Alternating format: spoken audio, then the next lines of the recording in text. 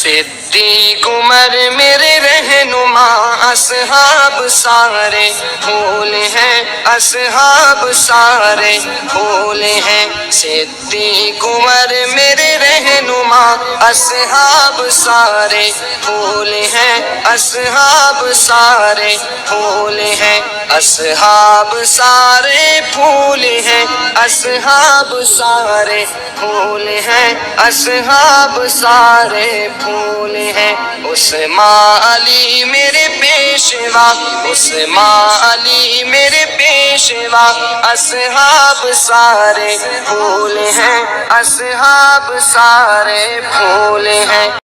من يهده الله فلا مضل له ومن يضلل فلا هادي له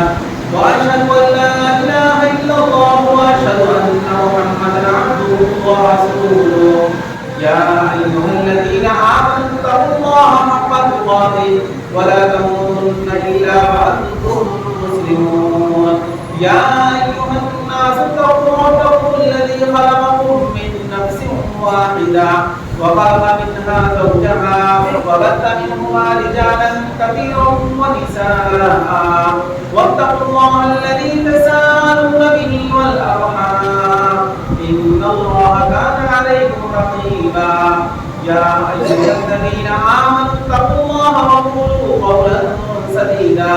يصلح لكم اعمالكم ويغفر لكم ذنوبكم ومن يطع الله ورسوله فقد فاز فوزا عظيما اما بعد فان خير الحديث كتاب الله وخير الهدي هدي محمد صلى الله عليه وسلم وشر الامور محدثاتها وكل محدثه بدعه وكل بدعه ضلاله وكل ضلاله في النار اعوذ بالله من الشيطان الرجيم بسم الله الرحمن الرحيم والسابقون الأولون من المهاجرين والأنصار والذين اتبعوهم بإحسان رضي الله عنهم ورضوا عنه۔ ہر طرح کی تعریف، حمد و ثنا، بڑائی، بزرگی، عظمت و کبریائی اللہ رب العزت کے لیے لائق و زیبا ہے، جو تنِ تنہا اس پوری کائنات کا خالق، مالک، مربی اور پالگزار ہے۔ باغبو انگن لا تعداد بے شمار درود و سلام نازل ہوں اللہ رب العالمین کے بھیجے ہوئے تمام انبیاء علیہ السلام و تسلیم پر، خصوصاً نبی آخر الزمان احمد المجتبی محمد رسول اللہ صلی اللہ علیہ وسلم پر، وہ ذات مقدسہ مطہرہ مبارکہ جنہیں اللہ رب العزت نے اس کائنات کے لیے رحمت بنا کر بھیجا اور جنہوں نے دنیا کے اندر رہ کر چند سالہ زندگی گزار کر دین کی تبلیغ فرمائی اور ہم تک ہمارا دین پہنچایا۔ محترم بھائیوں، خطبہ مسنونہ کے بعد قرآن مجید کی ایک آیت کی میں نے تلاوت کی ہے۔ اسی آیت کریمہ کے پیش نظر آج کے اس جمعے کے خطبے میں چند منٹ اس موضوع پر آپ کے سامنے جو باتیں پیش کرنے کی کوشش کروں گا وہ ہے طبقہ صحابہ کی امتیازی خصوصیات، یعنی عصمت صحابہ کے حوالے سے کچھ باتیں میں آپ کے سامنے پیش کروں گا۔ محترم بھائیوں، اگر ہم اپنے ملک ہندوستان کے اندر خصوصاً ساؤتھ کے علاقے میں دیکھ رہے ہیں تو انکار حدیث کا فتنے انکار حدیث کی جڑیں کافی مضبوط ہو چکی ہیں۔ آئے دن لوگ صحابہ کرام پر لعن کرتے ہیں اور اسی طریقے سے صحابہ کرام کو نشانہ بناتے ہیں، صحابہ کرام کو موضوع بحث بناتے ہیں۔ ان کا مقصد اسلام پر حملہ کرنا ہوتا ہے، لیکن وہ ڈائریکٹ تو اسلام پر، قرآن اور حدیث پر کچھ کہہ نہیں سکتے، اس لیے نشانہ صحابہ کو بناتے ہیں۔ اسی لیے میں آپ کے سامنے صحابہ کرام کے حوالے سے کچھ باتیں آپ کے سامنے پیش کروں گا۔ صحابہ کرام رضی اللہ تعالیٰ عنہم اجمعین، جو نبی کریم صلی اللہ علیہ وسلم کے ساتھی، اس دین کے محافظ، قرآن کے اولین داعی، حدیث رسول کے محافظ، الغرض صحابہ کی عظمتوں کا اگر انکار کر دیا جائے تو اسلام کے عظمت کی بنیادیں ہل جاتی ہیں۔ محترم بھائیوں، یہ صحابہ کرام کون ہیں؟ صحابہ دراصل یہ اللہ رب العالمین کا سلیکشن ہے. جس طرح سے اللہ رب العالمین نے جناب محمد رسول اللہ صلی اللہ علیہ وسلم کو چن کر کے تمام رسولوں میں انہیں افضل الرسل بنایا، اور جس طرح سے اللہ رب العالمین نے اس امت کو تمام امتوں میں چن کر کے اسے افضل الامم بنایا، اسی طرح سے اللہ رب العالمین نے اس امت کے طبقات میں صحابہ کرام رضی اللہ تعالی عنہم اجمعین کے طبقے کو سب سے اونچا قرار دیا، اور اسی طریقے سے صحابہ کرام رضی اللہ تعالی عنہم اجمعین کو وہ مقام عطا کیا، انہیں وہ رتبہ عطا کیا کہ رہتی دنیا تک کے لیے، قیامت تک آنے والے تمام لوگوں کے لیے وہ ایک کسوٹی بن گئے، ایک معیار بن گئے، ایمان کو جانچنے کا، نفاق کو جانچنے کا. اللہ کے نبی صلی اللہ علیہ وسلم نے بیان فرمایا آیت المومن حب الانصار و آیت المنافق بغض الانصار. مومن کون ہے، منافق کون ہے، تم اگر یہ دیکھنا چاہتے ہو تو دیکھو، جو میرے انصاری صحابہ سے محبت کرے گا سمجھ جاؤ کہ وہ مومن ہے، اور جو میرے انصاری صحابہ سے نفرت کرے گا، جو میرے انصاری صحابہ سے بغض رکھے گا، اپنے دل میں کینہ اور کپٹ رکھے گا، اللہ کے نبی صلی اللہ علیہ وسلم نے کہا سمجھ جاؤ کہ وہ شخص منافق ہے. صحابہ کرام رضی اللہ تعالیٰ عنہ اجمعین کی عظمت کی بات اگر ہم کرتے چلیں تو صحابہ کرام کی عظمت ایک ایسی حقیقت ہے کہ صحابہ کرام کے عظمت کے قائل نہ صرف انسان ہیں، بلکہ صحابہ کی عظمت ایک ایسی حقیقت ہے کہ صحابہ کی عظمت کے قائل کائنات کے جمادات، کائنات کے نباتات، کائنات کے حجر، کائنات کے شجر، کائنات کے پتھر، جسے ہم بے زبان مخلوق سمجھتے ہیں، لیکن جب صحابہ کی عظمت کی بات کی جاتی ہے تو انہیں بھی زبان عطا کر دی جاتی ہے، وہ بھی اپنے تاثرات کا، اپنے خیالات کا بھی اظہار کرنے لگتے ہیں. وہ مشہور واقعہ جو صحیح بخاری کے اندر ہے میں آپ کے سامنے بیان کروں کہ اللہ کے نبی صلی اللہ علیہ وسلم ایک مرتبہ اپنے 3 جلیل القدر صحابہ حضرت ابوبکر صدیق رضی اللہ تعالیٰ عنہ، حضرت عمر فاروق رضی اللہ تعالیٰ عنہ اور حضرت عثمان غنی رضی اللہ تعالیٰ عنہ کے ساتھ احد پہاڑ پر کھڑے تھے. اللہ کے نبی صلی اللہ علیہ وسلم اپنے 3 جلیل القدر صحابہ کو لے کر کے احد پہاڑ کے ماتھے پر کھڑے ہیں. احد پہاڑ جھوم اٹھا، احد پہاڑ لرز اٹھا، احد پہاڑ حرکت کرنے لگا. اللہ کے نبی صلی اللہ علیہ وسلم نے اپنے پیر سے احد پہاڑ پر مارا اور کہا اسبق احد فإنما علیک نبی و صدیق و شہیدان، کہ اے احد پہاڑ رک جا، اے احد پہاڑ ٹھہر جا، کیا تجھے نہیں پتا کہ تیرے ماتھے پر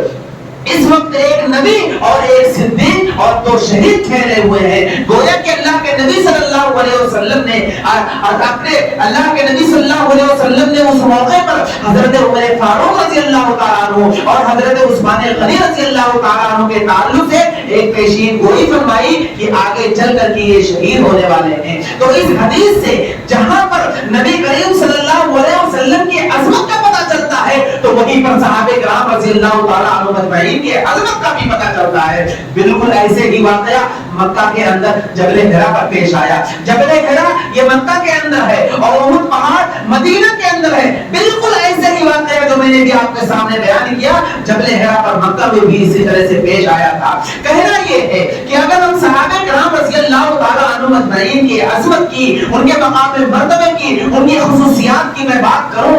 تو اگر ہم ایک صحابی کے حوالے سے میں آپ کو بتاؤں کہ ایک صحابی کا کیا مقام ہے، اللہ کے نبی صلی اللہ علیہ وسلم نے ایک صحابی کی کیا فضیلت بیان کی ہے، تو اتنے وقت نہیں ہے میرے پاس، اس کے لیے کئی گھنٹوں کی ضرورت ہے، لیکن اختصار کے ساتھ کچھ باتیں میں آپ کے سامنے پیش کروں گا. ابوبکر صدیق رضی اللہ تعالیٰ عنہ ہیں جن کے بارے میں کہا گیا کہ افضل الصحابہ بعد الانبیاء ابوبکر رضی اللہ تعالیٰ عنہ، کہ اس روئے زمین پر انبیاء کے بعد اگر کسی کا مقام و مرتبہ ہے تو وہ ابوبکر صدیق رضی اللہ تعالیٰ عنہ ہے. اور میں آپ کو شیخ الاسلام ابن تیمیہ رحمہ اللہ کی کتاب منہاج السنہ کے حوالے سے آپ کو بتاؤں کہ جس میں انہوں نے حضرت عمر فاروق رضی اللہ تعالی عنہ کے قول کو ذکر کیا ہے جو صحیح سند کے ساتھ مروی ہے کہ حضرت عمر فاروق رضی اللہ تعالی عنہ بیان کرتے ہیں کہ اللہ کی قسم اگر حضرت ابو بکر صدیق رضی اللہ تعالیٰ عنہ کے ایمان کو ترازو کے ایک پلے میں رکھ دیا جائے اور قیامت تک آنے والے تمام مسلمان، اس امت کے قیامت تک آنے والے تمام مسلمانوں کے ایمان کو ترازو کے دوسرے پلے میں رکھ دیا جائے، تو حضرت عمر کہتے ہیں اللہ کی قسم کھا کر میں کہتا ہوں کہ ابو بکر صدیق رضی اللہ تعالیٰ عنہ کے ایمان والا پلڑا وزنی ہو جائے گا، بھاری ہو جائے گا۔ آپ غور کریں کہ حضرت ابو بکر صدیق رضی اللہ تعالیٰ عنہ نے اپنے دور خلافت میں انہوں نے کیسے دین کی حفاظت کی، اسوہ نبوی کی انہوں نے کیسی حفاظت کی۔ آپ دیکھیں اللہ کے نبی صلی اللہ علیہ وسلم کی وفات ہوتی ہے، آپ کی وفات کے بعد حضرت ابو بکر صدیق رضی اللہ تعالیٰ عنہ کو لوگوں نے اپنا خلیفہ بنایا، اپنا امام بنایا، اور اس دور میں بڑے بڑے فتنے کھڑے ہو گئے۔ مدعیان نبوت کا فتنہ کھڑا ہوا، مسیلمہ کذاب کھڑا ہوا، اس نے اپنے نبی ہونے کا اعلان کر دیا۔ اسود انسی کھڑا ہو گیا، اس نے اپنے نبی ہونے کا اعلان کر دیا، اور سجاہ نامی ایک عورت کھڑی ہو گئی اور اس نے بھی اپنے نبوت کا اعلان کر دیا۔ تو یہ مدعیان نبوت کا بہت بڑا فتنہ تھا جو ابو بکر صدیق رضی اللہ تعالیٰ عنہ کے دور میں کھڑا ہوا، یعنی تین لوگ کھڑے ہو گئے اور اپنے نبی ہونے کا اس وقت انہوں نے اعلان کر دیا تھا۔ جہاں پر دوسری طرف جو دوسرا فتنہ رونما ہوا تھا، وہ عرب سے ارتداد کی خبریں آنے لگی تھی کہ فلاں قبیلے کے لوگ اسلام سے مرتد ہو رہے ہیں، فلاں قبیلے کے لوگ اسلام سے پھر رہے ہیں۔ اور تیسرا جو بہت بڑا فتنہ مسلمانوں کے اندر اٹھا ہوا تھا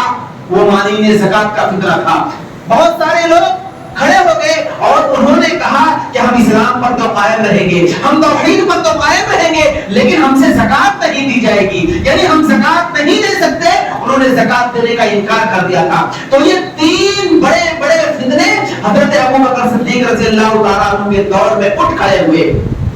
ابو بکر صدیق رضی اللہ تعالیٰ عنہ کی رائے کچھ اور ہے، ان کا موقف کچھ اور ہے، اور صحابہ کرام میں جو دوسرے لوگ ہیں ان کا موقف کچھ اور ہے۔ صحابہ کرام میں بہت سارے لوگ کہہ رہے ہیں کہ دور اندیشی کا تقاضا یہ ہے، مصلحت یہ کہہ رہا ہے کہ ابھی جو لوگ زکات کا انکار کر رہے ہیں ان کے ساتھ تھوڑی نرمی برتی جائے اور اس وقت ان کو برداشت کر لیا جائے، ان کو اس وقت چھوڑ دیا جائے، اور جو دوسرے جو بڑے بڑے فتنے ہیں پہلے ان سے مقابلہ کیا جائے، پہلے ان کا مقابلہ کیا جائے، پہلے ان سے لڑائی کی جائے۔ اور حضرت عمر فاروق رضی اللہ تعالیٰ عنہ کو سمجھانے کے لیے وہ لوگ بلائے، کہا جائیے ابو بکر کے پاس جائیے اور انہیں سمجھائیے اور ان سے کہیے کہ دور اندیشی کا تقاضا یہ ہے، ہم سب کی رائے یہ ہے کہ مانعین زکات کے ساتھ ابھی تھوڑی نرمی برتنی چاہیے۔ ابو بکر صدیق رضی اللہ تعالیٰ عنہ کا موقف کچھ اور ہے، اور ابو بکر صدیق رضی اللہ تعالیٰ عنہ کی رائے کچھ اور ہے۔ جب حضرت عمر فاروق رضی اللہ تعالیٰ عنہ حضرت ابو بکر صدیق رضی اللہ تعالیٰ عنہ کے پاس پہنچتے ہیں، ان سے گفتگو کرتے ہیں، صحابہ کرام کی اس رائے کو ان کے سامنے پیش کرتے ہیں، تو اس موقع پر ابو بکر صدیق رضی اللہ تعالیٰ عنہ انہیں وہ جواب دیتے ہیں کہ حضرت عمر فاروق رضی اللہ تعالیٰ عنہ صحابہ کرام کے جو موقف کو لے کر کے ان کے پاس آئے تھے، ان کی بات کو سن کر کے حضرت ابو بکر کے موقف کے قائل ہو گئے۔ حضرت ابو بکر صدیق رضی اللہ تعالیٰ عنہ نے ایسے موقع پر انہیں جواب دیا، کہا اینقص الدین وانا حی، کیا دین کے سلسلے میں کمی کی جائے گی اور ابھی میں زندہ ہوں؟ کہا ابو بکر کے جیتے جی اس دین محمدی کے اندر کمی نہیں آ سکتی ہے۔ اور پھر کہا واللہ لأقاتلن من فرق بین الصلاۃ والزکاۃ، اللہ کی قسم ایسے لوگوں سے میں لڑوں گا، ایسے لوگوں سے میں قتال کروں گا جو لوگ نماز اور زکات کے سلسلے میں فرق پیدا کرتے ہیں۔ حضرت ابو بکر رضی اللہ تعالیٰ عنہ حضرت ابو بکر صدیق رضی اللہ تعالیٰ عنہ کی بات کو سن کر کے ان کے موقف کے قائل ہو گئے اور خاموش ہو گئے۔ اور آپ دیکھیں 2 سال کی قلیل سی مدت میں حضرت ابو بکر صدیق رضی اللہ تعالیٰ عنہ نے اپنے ایمان اور اپنے توکل کے ذریعے سے ان تینوں فتنوں کا خاتمہ کر دیا۔ یہ ہے ابو بکر صدیق کا مقام۔ اور اگر حضرت عمر فاروق رضی اللہ تعالیٰ عنہ کے بارے میں آپ کو بتاؤں کہ جن کے بارے میں اللہ کے نبی صلی اللہ علیہ وسلم نے کہا تھا لو کان نبی بعدی لکان عمر، کہ میرے بعد اگر نبوت کا سلسلہ جاری وہ ساری رہتا، میرے بعد اگر کوئی نبی بنایا جاتا، کہ میرے بعد اگر نبوت اور رسالت کا تاج کسی کے سر پر سجایا جاتا تو وہ حضرت عمر فاروق رضی اللہ تعالیٰ عنہ ہوتے۔ لیکن چونکہ نبوت کا سلسلہ بند ہو چکا ہے، نبوت کا سلسلہ ختم ہو چکا ہے، لیکن اللہ کے نبی صلی اللہ علیہ وسلم نے ایک بات کہی. صحیح بخاری کی روایت ہے کہ جس طرح سے پچھلی امتوں میں کچھ ایسی شخصیتیں پائی جاتی تھی جن کے اوپر الہام ہوتا تھا, جن کے اوپر کشف ہوتا تھا, اگر اس امت میں کسی شخص کے اوپر الہام اور کشف ہوتا تو وہ حضرت عمر فاروق رضی اللہ تعالیٰ عنہ ہوتے. تبھی تو آپ دیکھیں کہ حضرت عمر فاروق رضی اللہ تعالیٰ عنہ اللہ کے نبی صلی اللہ علیہ وسلم کے سامنے بسا اوقات کچھ ایسی بات پیش کرتے, اپنی رائے دیتے, ان کی رائے کی تائید کرتے ہوئے اللہ رب العالمین آیت کریمہ کا نزول کرتا. یہ کتنی بڑی بات ہے کہ حضرت عمر فاروق نے ایک موقع پر اللہ کے نبی صلی اللہ علیہ وسلم سے یہ کہا کہ اے نبی صلی اللہ علیہ وسلم, میرا دل یہ چاہتا ہے, میں یہ چاہتا ہوں کہ یہ جو عورتیں بلا نقاب بلا حجاب گھوم رہی ہیں انہیں پردہ کرنا چاہیے, انہیں نقاب پہننا چاہیے, انہیں حجاب لگانا چاہیے. یہ حضرت عمر فاروق نے اللہ کے نبی صلی اللہ علیہ وسلم سے بطور مشورہ یہ بات کہی تھی. اللہ رب العالمین نے حضرت عمر کی اس رائے کو قبول کرتے ہوئے قرآن کریم کی آیت کریمہ کا نزول کر دیا. یا ایھا النبی, اے نبی صلی اللہ علیہ وسلم, آپ اپنے نبیوں اپنی عورتوں کو حکم دیجئے کہ وہ لوگ پردہ کریں. آیت حجاب کو لگی حضرت عمر فاروق کی تائید میں اللہ رب العالمین نے نازل کی. حضرت عمر فاروق نے بطور مشورہ ایک بات کہی تھی, اللہ ان کے مشورے سے خوش ہوا اور آیت کریمہ کا نزول کر دیا. اور یہی نہیں بلکہ آپ دیکھیں کہ حضرت عمر فاروق رضی اللہ تعالیٰ عنہ نے ایک موقع پر ایک بات کہی تھی کہ نبی صلی اللہ علیہ وسلم, میرا دل یہ چاہتا ہے کہ جو مقام ابراہیم ہے, جو لوگ حج یا عمرہ کرنے گئے ہوں گے انہوں نے دیکھا ہوگا کہ خانہ کعبہ کے دروازے کے پاس مقام ابراہیم ہے, تو مقام ابراہیم کو جائے نماز یعنی نماز کی جگہ بنانی چاہیے, وہاں پر آپ کھڑے ہو کر کے امامت کریے. میرا دل یہ چاہتا ہے. اللہ رب العالمین حضرت عمر فاروق رضی اللہ تعالیٰ عنہ کی اس بات کی تائید میں قرآن مجید کی آیت کریمہ کا نزول کر دیا کہ وَاتَّخِذُوا مِن مَّقَامِ إِبْرَاهِيمَ مُصَلًّى, کہ مقام ابراہیم کو اے نبی صلی اللہ علیہ وسلم آپ مصلی بنائیے, آپ نماز کی جگہ بنائیے. اور یہی نہیں, جنگ بدر جب ہوئی اور مسلمانوں اور کافروں کے درمیان جب جنگ ہوئی اور مسلمانوں کے ہاتھوں جب غیر مسلموں کے بہت سارے قیدی آتے ہیں, تو اس موقع پر اللہ کے نبی صلی اللہ علیہ وسلم کی جو رائے تھی, آپ نے حضرت ابوبکر سے مشورہ کیا, جو حضرت ابوبکر کی رائے تھی, لیکن حضرت عمر فاروق رضی اللہ تعالیٰ عنہ کی رائے اللہ کے نبی صلی اللہ علیہ وسلم سے الگ تھی. ابوبکر صدیق رضی اللہ تعالیٰ عنہ کی رائے کے خلاف ان کی رائے تھی, لیکن اللہ نے آیت کریمہ نازل کر کے حضرت عمر فاروق کے اس موقف کے اللہ نے تائید کی. تو یہ ہے مقام حضرت عمر فاروق کا رضی اللہ تعالیٰ عنہ اجمعین رضی اللہ تعالیٰ عنہ کا, کہ جن کی تائید میں, جن کے مشورے کی تائید میں اللہ قرآن کریم کی آیت کریمہ کا نزول کرتا تھا. اور میں حضرت عثمان غنی رضی اللہ تعالیٰ عنہ کے حوالے سے میں آپ کو بتاؤں, اور خصوصاً حضرت عثمان غنی رضی اللہ تعالیٰ عنہ کی اخلاق اور اخلاق میں خصوصاً شرم و حیا کا پہلو اتنا مثالی اور اتنا معیاری تھا کہ ایک مرتبہ اللہ کے نبی صلی اللہ علیہ وسلم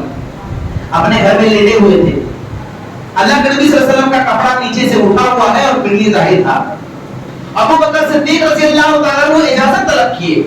اللہ کے نبی صلی اللہ علیہ وسلم نے انہیں اجازت دی. حضرت ابوبکر آئے, گفتگو کیے, چلے گئے. اللہ کے نبی صلی اللہ علیہ وسلم ویسے لیٹے رہ گئے. دوسری مرتبہ حضرت عمر فاروق نے اجازت طلب کی. اللہ کے نبی صلی اللہ علیہ وسلم ویسے کی لیٹے تھے, عمر فاروق آئے, گفتگو کیے, چلے گئے. تیسری مرتبہ جب حضرت عثمان غنی رضی اللہ تعالیٰ عنہ اجازت طلب کرتے ہیں, پتہ چلتا ہے کہ پوچھا جاتا ہے کون, جب یہ پتہ چلتا ہے کہ عثمان غنی رضی اللہ تعالیٰ عنہ اللہ کے نبی صلی اللہ علیہ وسلم کے پاس ملنا چاہتے ہیں, کچھ گفتگو کرنا چاہتے ہیں, اللہ کے نبی صلی اللہ علیہ وسلم فوراً اٹھ کر بیٹھ گئے اور اپنے کپڑے کو صحیح کرنے لگے. حضرت عثمان غنی آتے ہیں, بیٹھتے ہیں, گفتگو کرتے ہیں, چلے جاتے ہیں. ان کے جانے کے بعد حضرت عائشہ نے کہا کہ اللہ کے نبی صلی اللہ علیہ وسلم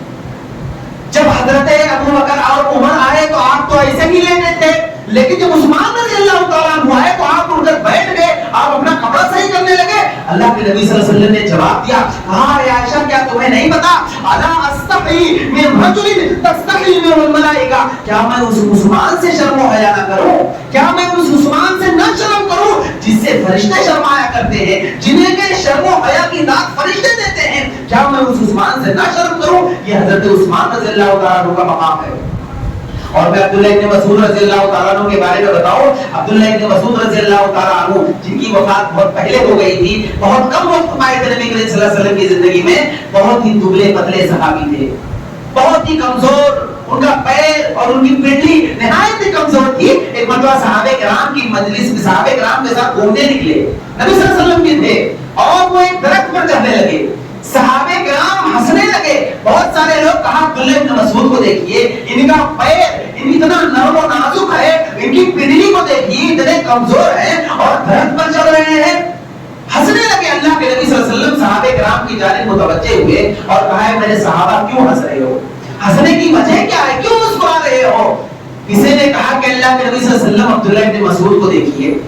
اتنے کمزور ہیں اور اتنے کمزور ہونے کے باوجود یہ درخت نہ چل رہے ہیں۔ اللہ کے نبی صلی اللہ علیہ وسلم نے صحابہ کرام کو اس وقت جواب دیا، کہا کہ اے میرے صحابہ تم عبداللہ ابن مسعود پر ہنس رہے ہو، ان کے پیر اور نرم اور نازک پنڈلی کو دیکھ کر ہنس رہے ہو۔ اللہ کی قسم اگر ترازو کے ایک پلڑے میں عبداللہ ابن مسعود کے پنڈلیوں کے پیر کو رکھ دیا جائے اور احد پہاڑ کو ترازو کے دوسرے پلڑے میں رکھ دیا جائے تو اللہ کی قسم عبداللہ ابن مسعود والوں کا جو پیر جو نرم و نازک جسے تم دیکھ کر ہنس رہے ہو یہ وزنی ہو جائے گا، بھاری ہو جائے گا۔ اللہ کے نبی صلی اللہ علیہ وسلم نے کہا عبداللہ ابن مسعود کو تم کیا سمجھتے ہو؟ ان کا دل ایمان سے بھرا ہوا ہے۔ پھر اللہ کے نبی صلی اللہ علیہ وسلم نے ایک بات کہا کہ دیکھو قیامت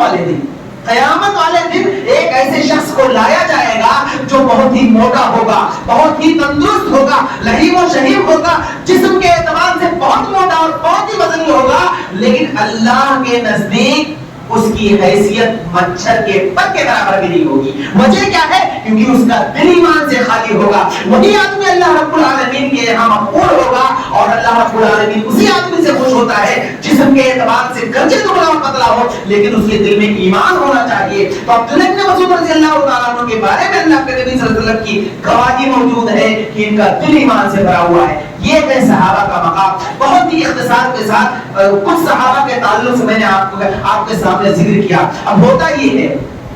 کتنے ایسے لوگ ہیں جو خاص طور سے حضرت عمر فاروق رضی اللہ تعالیٰ عنہ اور حضرت عثمان غنی رضی اللہ تعالیٰ عنہ کو نشانہ بناتے ہیں، ان پر لعن طعن کرتے ہیں۔ میرے بھائی ایسے لوگوں کو اللہ رب العالمین سے ڈرنا چاہیے۔ صحابہ کرام کی جو خصوصیت اور ان کا مقام و مرتبہ یہ ہے کہ اجتماعی طور پر اگر میں صحابہ کرام رضی اللہ تعالیٰ عنہ اجمعین کے تعلق سے آپ کو بتاؤں تو اجتماعی طور پر صحابہ کرام کی جو خصوصیت ہے، ان کا جو مقام و مرتبہ ہے، اگر میں ان کے ایمان کے تعلق سے آپ کو بتاؤں کہ صحابہ کرام کا جو ایمان تھا،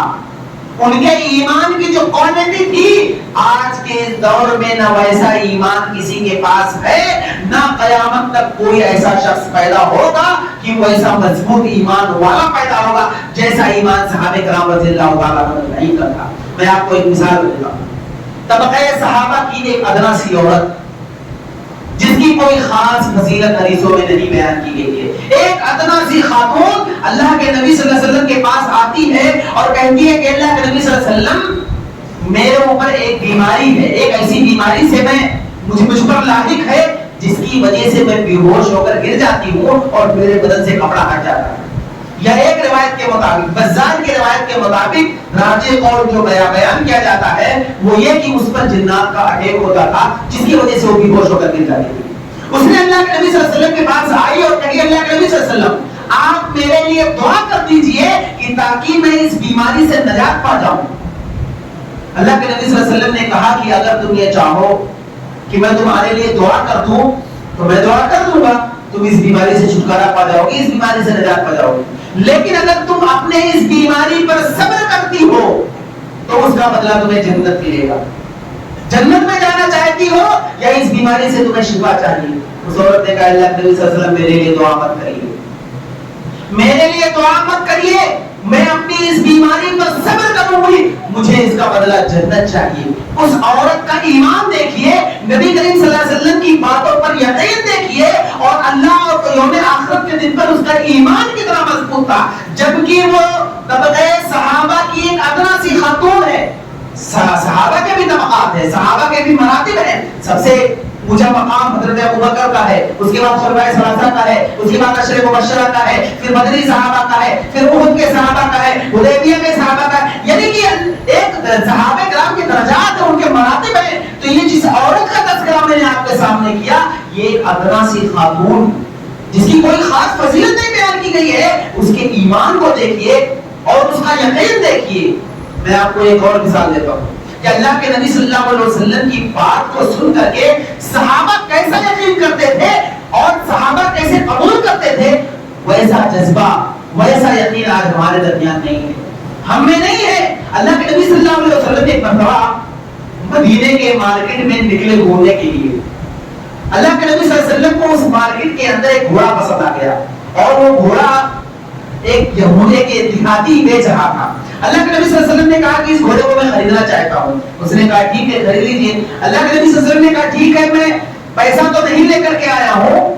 لیکن یہ گھوڑا مجھے پسند آ گیا ہے, بیچ دیجیے. اس نے کہا ٹھیک ہے میں بیچ دیتا ہوں, اتنے کا ہے. اللہ کے نبی صلی اللہ علیہ وسلم نے کہا میرے ساتھ چلو میں گھر پہ تمہیں پیسے دے دیتا ہوں. وہ تیار ہو گیا, اللہ کے نبی صلی اللہ علیہ وسلم کے پاس جانے لگا.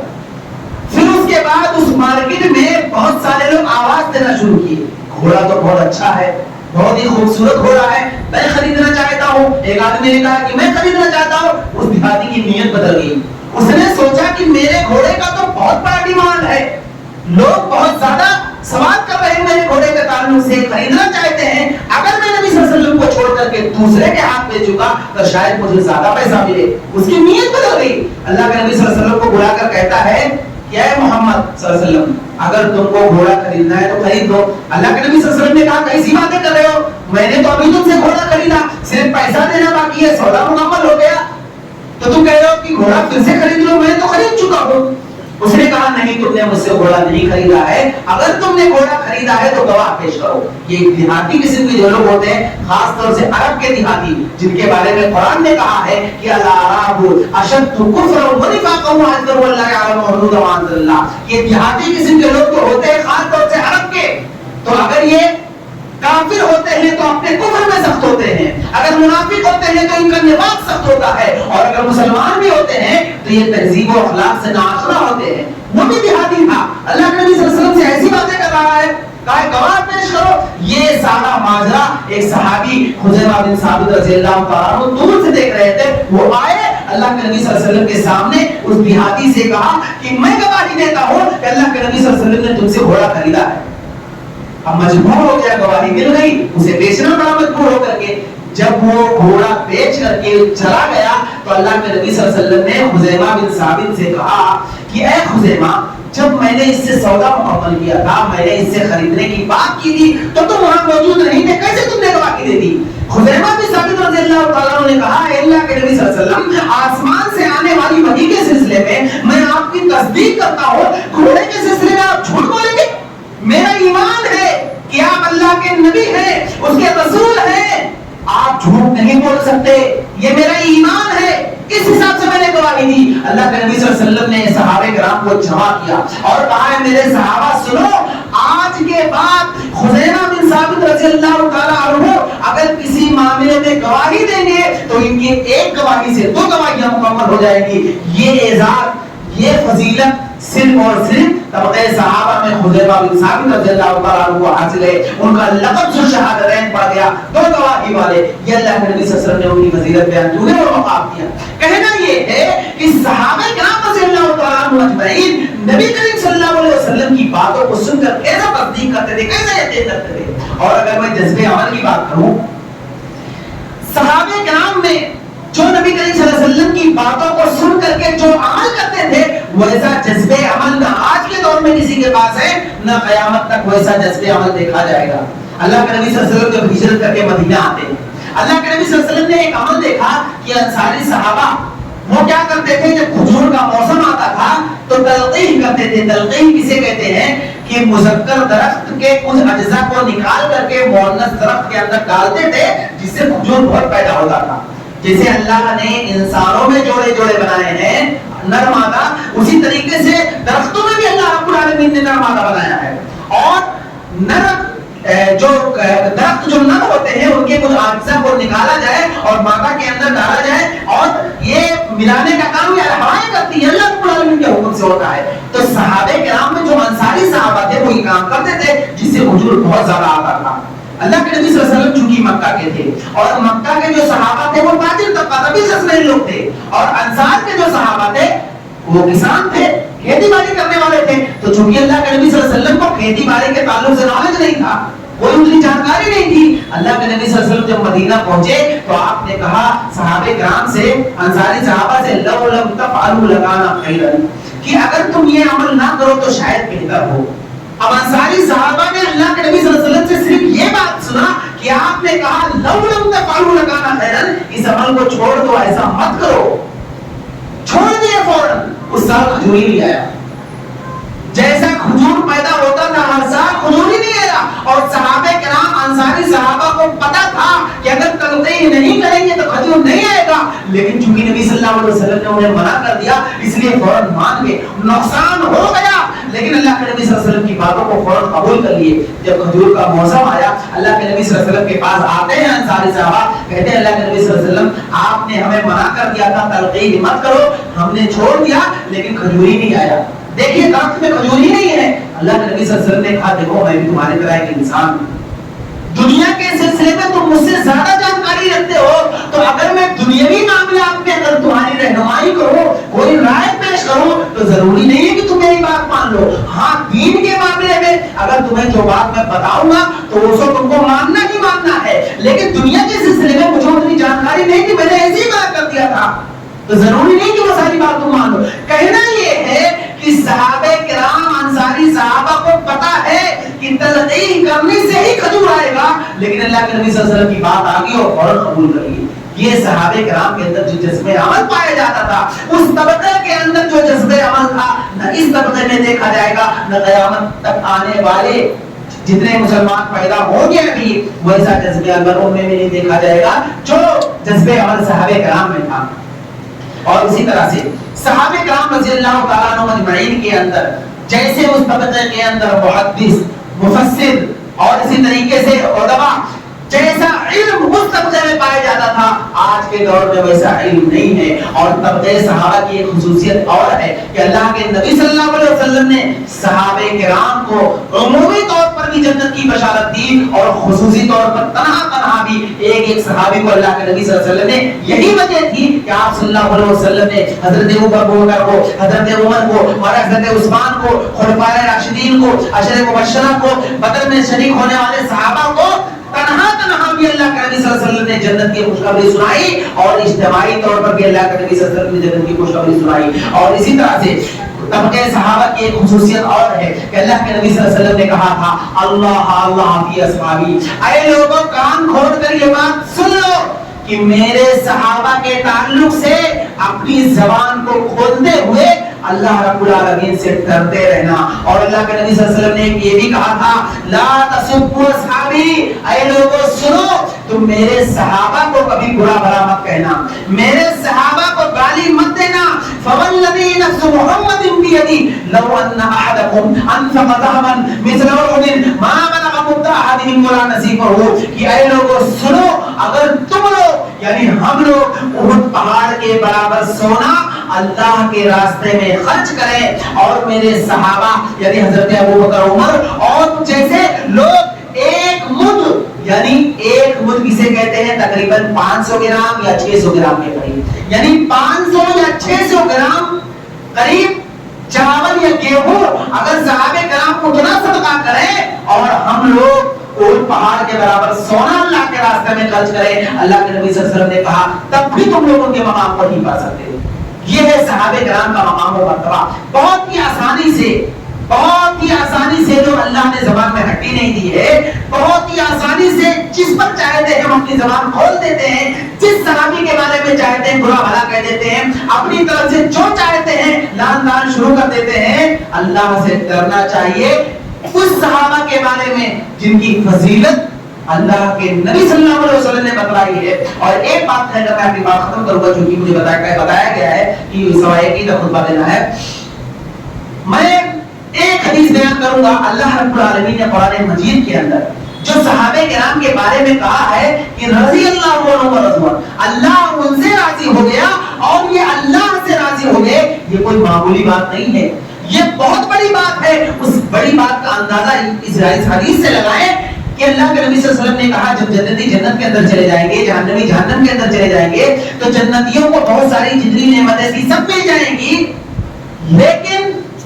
ان نعمتوں کے ملنے کے بعد اللہ رب العالمین ایک اعلان کرے گا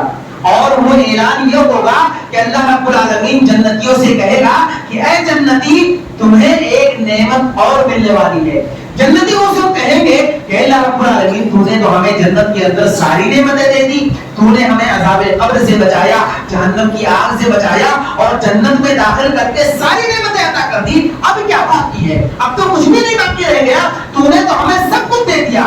جنتی جب یہ بات کہیں گے تو اللہ رب العالمین ایک اعلان کرے گا، وہ اعلان یہ ہوگا کہ اللہ رب العالمین کہے گا کہ میں اپنی رضا کا اعلان کرتا ہوں کہ اے جنتیوں سنو، میں تم لوگوں سے راضی ہو چکا ہوں، آج کے بعد میں تم سے کبھی ناراض نہیں ہوگا۔ تو جنتی جب اللہ کی رضا کا اعلان سنیں گے تو اس وقت اتنا زیادہ خوش ہو جائیں گے کہ جنت کی دوسری نعمتوں کو بھول جائیں گے۔ کہنا یہ ہے کہ آپ دیکھیں جنتیوں میں عام لوگ جو جنت کے اندر جائیں گے تو جنت میں جانے کے بعد انہیں اللہ رب العالمین کی رضا ملے گی، لیکن صحابہ کرام کو تو دنیا کے اندر مل گئی۔ صحابہ کرام دنیا ہی میں تھے، اللہ نے اپنی رضا کا اعلان کر دیا کہ اللہ صحابہ کرام سے راضی ہو چکا ہے۔ اب بتائیے کہ ہم لوگوں میں اور صحابہ میں کتنا فرق ہے کہ ہمیں اللہ رب العالمین جنتیوں کو جو ہم لوگ اللہ نے ہمیں توفیق دی، اللہ نے ہمارا داخلہ جنت میں کیا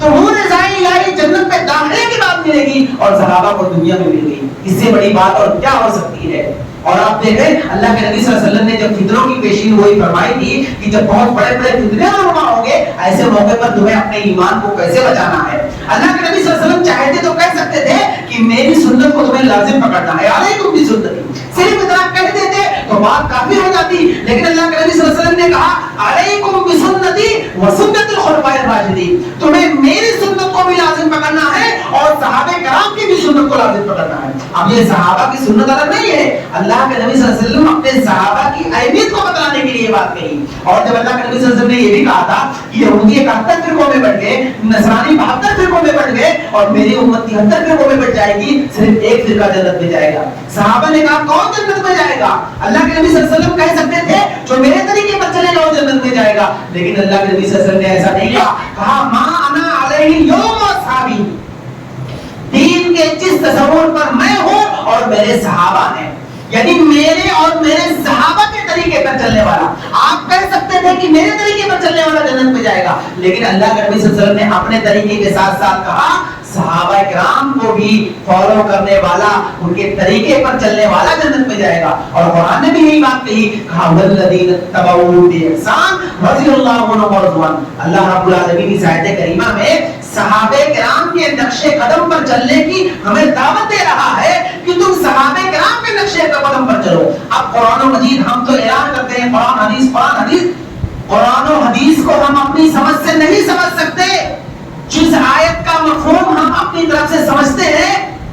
اور یہ کوشش کریں کہ قرآن کریم کو پڑھ کر کے ہم سمجھ جائیں گے، ایسا ناممکن ہے۔ آدمی کو قرآن کریم کا جو صحیح مفہوم ہے، قرآن مجید کی جو تفسیر ہے، ہمیں ویسے سمجھنا ہے جیسے صحابہ نے سمجھا ہے۔ حدیث اللہ کے نبی صلی اللہ علیہ وسلم کی حدیث کو ہم اپنی سمجھ سے نہیں سمجھ سکتے، صحابہ نے جیسا سمجھا ہے ویسا ہمیں سمجھنا ہے۔ تو صحابہ کرام کو یہی منہج سلف ہے، اہل حدیث کا یہی منہج ہے، ہمارے اسلاف کا منہج یہی ہے کہ قرآن و حدیث کو صحابہ کے فہم سے سمجھنا، تب ہمارے لیے